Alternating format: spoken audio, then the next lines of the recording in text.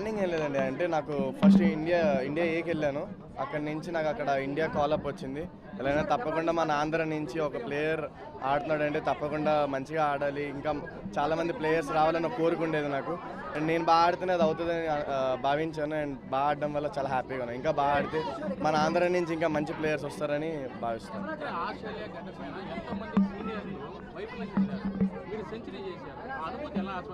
చాలా బాగుందండి. అంటే చిన్నప్పటి నుంచి ఇండియన్ టీమ్ ఆడుతుంటే మ్యాచెస్ చూసినప్పటి నుంచి నేను వెళ్ళి ఆడడం అండ్ అక్కడ సెంచరీ కొట్టడం అండ్ చాలా హ్యాపీగా ఉంది.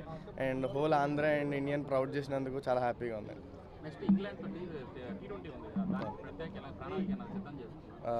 T20 అవునండి, తప్పకుండా. లైక్ చాలా షార్ట్ టైం ఉంది, బట్ నా ఫుల్ ప్రిపరేషన్స్ ఇస్తున్నా.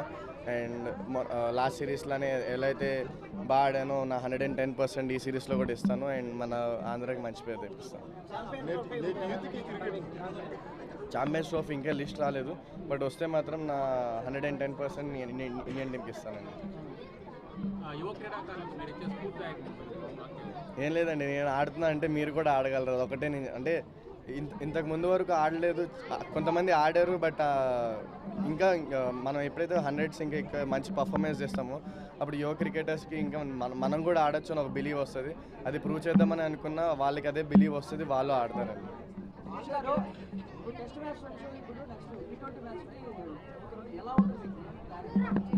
అవును, ప్రిపరేషన్లో అయితే చేంజ్ ఉంటుంది, ప్రాక్టీస్ వేలో చేంజ్ ఉంటుంది. అది ఇప్పుడు వైజాగ్ వెళ్ళిన తర్వాత చేంజెస్ అన్ని చేసుకుంటా.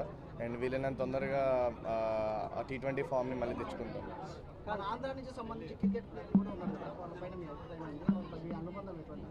ఇంతకుముందు కేఎస్ భరత్, నేను ఆడుతున్నప్పుడు కేఎస్ భరత్ గారు, హనుమ విహారీ వీళ్ళందరూ ఆడారు.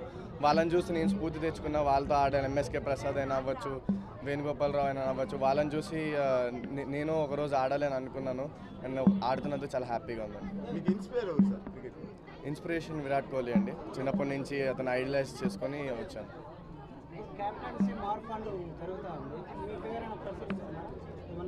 ఏమండి, నాకైతే ఐడియా లేదు, బట్ ఇంకా నేను ఇప్పుడు కొత్తగా వచ్చాను కాబట్టి నేను నా టీంలో నా ప్లేస్ని తీర్చుకోవాలనుకుంటున్నాను.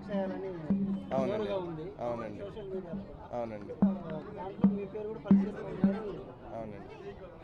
దాంట్లో హ్యాపీయే కదండి పేరు వస్తుంది. ఓకే అండి, థ్యాంక్ యూ.